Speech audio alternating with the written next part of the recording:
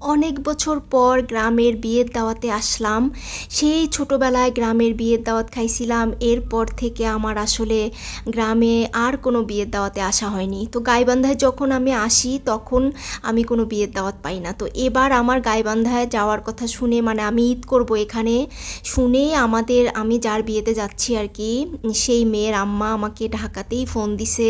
আমাদের দু বোনের যাওয়ার কথা শুনে সে আগে থেকেই আমার আম্মাকে বাড়িতে গিয়েও বলে আসছে যে আপনার মেয়েরা আসলে আমার মেয়ের বিয়েতে যেন অবশ্যই যায়। আর যে মেয়েটার বিয়েতে যাচ্ছি আর কি, সেই মেয়ের আব্বুটা হচ্ছে আমাদের, মানে গ্রামের, আমাদের বাড়ি থেকে হচ্ছে 10 মিনিটের রাস্তা আর কি, একটু বাড়ির পাশেই। তো ওই চাচাটা সব সময় আমাদের বাড়িতে যাওয়া আসা করে, আমাদের বিভিন্ন ধরনের কাজে সাহায্য করে।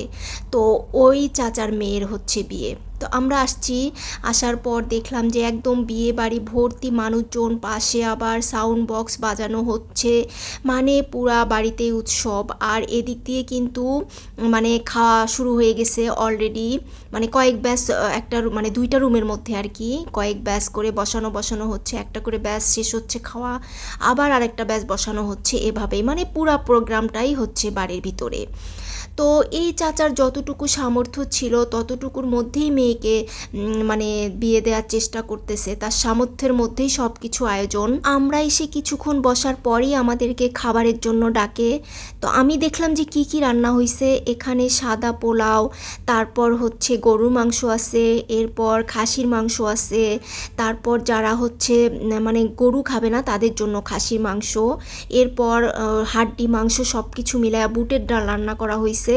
আর আছে হচ্ছে সবজি, মানে মিক্স ঝাল সবজি যেটা করে সব ভেজিটেবল দিয়ে, সেটা। তো এনার সামর্থ্য অনুযায়ী যতটুকু ততটুকুই আসলে করছে। শহরের বিয়ে আর গ্রামের বিয়ের কিন্তু অনেক তফাৎ। আর সবার সামর্থ্য একরকম না। এই চাচার যতটুকু সামর্থ্য অনুযায়ী উনি আপ্যায়ন করার চেষ্টা করছে, মানে যথাসাধ্য চেষ্টা করছে আর কি। তো যাই হোক, আমি তারপর বাবা, আমার বোন জিহাদ, আমরা সবাই মিলে একসাথে বসছি, মানে এই ব্যাচটাতে আমরা সবাই মিলে একসাথে বসছি আর গল্প করতেছি। সবাই তো এখানে পরিচিত, আমাদের ফুল ফ্যামিলিকে বারবার বাড়িতে গিয়ে দাওয়াত দিয়ে আসছে, বাট কেউই আসেনি, শুধুমাত্র আমরা দু বোন মিলে আসছি। তো প্রথমেই হচ্ছে আমাদেরকে ওয়ান টাইম প্লেট আর গ্লাস দিয়ে গেল, তারপর সাদা পোলাও, এরপর হচ্ছে গরুর মাংস, সবজি, তারপর হচ্ছে সব শেষে আমি বুটের ডাল নিয়ে নিছি।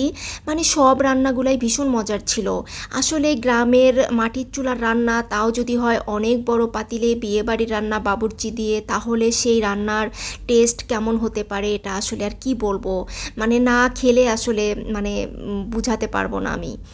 তো যাই হোক, এই যে আমার খাওয়া দাওয়া শুরু, আমার কাছে তো ভীষণ মজা লাগছে সব কিছু। খাওয়া দাওয়া শেষ করে কিন্তু আমি আবার পান খেয়ে তাড়াতাড়ি করে চলে আসছি, কারণ আমার অন্যান্য কাজ ছিল। আর তখনও কিন্তু বর আসেনি, মানে বর আসতে কিন্তু একদম নাকি সন্ধ্যারও পর হয়েছে, মানে 8টার মতো বেজে গেছে সন্ধ্যা। তো বরের জন্য আবার এনারা সব খাবার দাবার আলাদা করে রেখে দিছে বরযাত্রীদের জন্য। আমরা কিন্তু সব মেয়ে পক্ষ খাচ্ছিলাম এখন। মেয়ে পক্ষ কিন্তু দুপুরেই সবাই অলরেডি খাওয়া শেষ হয়ে গেছে, আর বর পক্ষরা হচ্ছে রাত্রেবেলা, মানে 8টার দিকে আসছে, ওনারা রাতের খাবার খাইছে। তো যাই হোক, খাওয়া দাওয়া শেষ করে তো পান খেয়ে আমরা চলে আসি। এরপর নাকি বর আসে, তারপর গেট ধরে।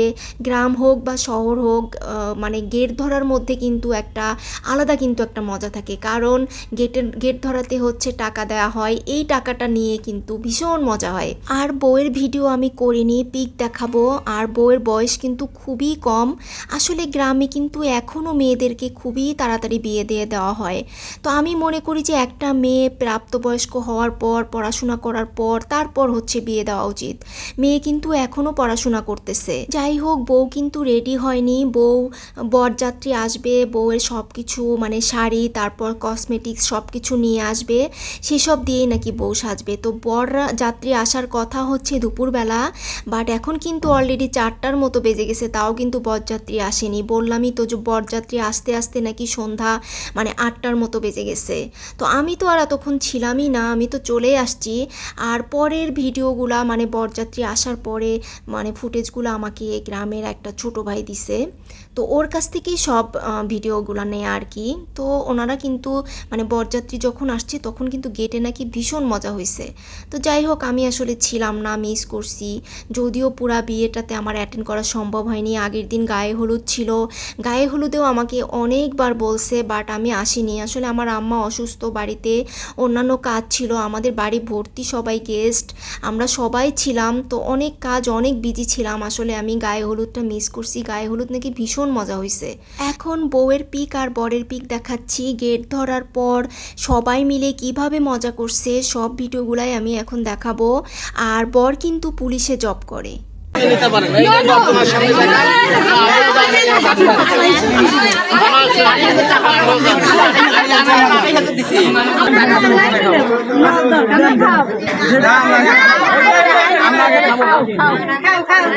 খাবো না, টাকা দিব তারপর খাবো। আমাদের লেনদেন হয়েছে যে আগে টাকা পরে খাওয়া, তাহলে আমরা আগে টাকা দিব। 100 দিছি না কত দিছি টাকাটা তো দেখতে হবে। মন খারাপ গো,